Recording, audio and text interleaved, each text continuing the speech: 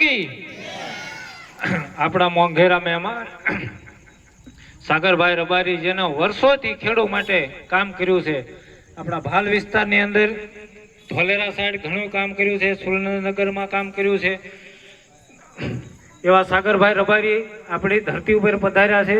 વિક્રમભાઈ દવે જે ગુજરાત આમ આદમી પાર્ટીના પ્રવક્તા છે અને બહુ સારા એવા વક્તા છે. અમૃતભાઈ આપણા સ્થાનિક પેલા આપણા પ્રભારી હતા અને જેવું શિક્ષક રીતે બહુ સારું કામ કર્યું છે.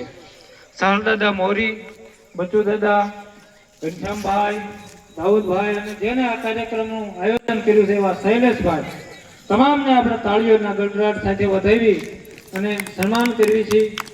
આજની આ સભાની જનસભા જ્યારે આમ આદમી પાર્ટીએ ઘરે ઘરે જઈ અને આમંત્રણ આપી અને જનસભાનો કાર્યક્રમ કર્યો છે.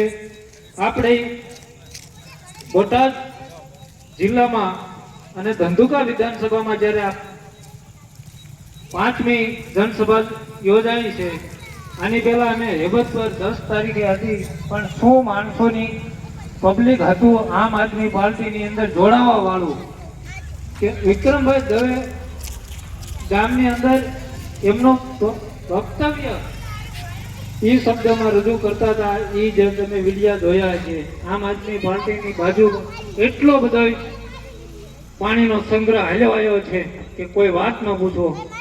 અને અમૃતભાઈ પણ એ તાજના સાક્ષી હતા, હું પણ હતો સહપ્રભારી તરીકે.